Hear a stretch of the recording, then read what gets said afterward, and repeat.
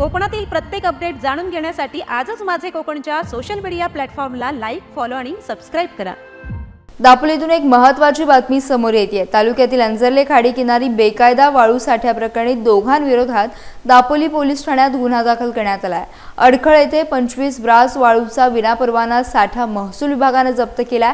मिळालेल्या माहितीनुसार 21 ऑक्टोबर रोजी हरणे येथील मंडळ अधिकारी विनोद जाधव यांना अंजरले खाडी किनारी बेकायदा वाळू उपसा आणि विक्री होत असल्याची माहिती मिळाली होती।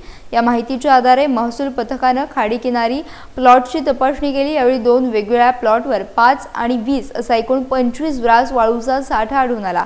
विशेष म्हणजे या वाळूची कोणतीही कायदेशीर रॉयल्टी नव्हती, त्यामुळे हा साठा पूर्णपणे अवैध असल्याचे निष्पन्न झाले।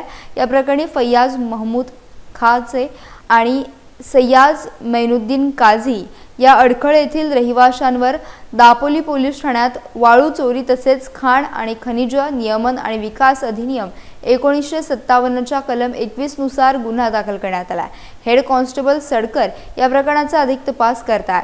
प्रशासनाने अवैध वाळू उपसा आणि साठा रोखण्यासाठी कडक पावले उचलावीत, अशा गैरकृत्यांविरोधात कारवाई सुरूच राहणार असल्याचा संदेश दिला गेला आहे।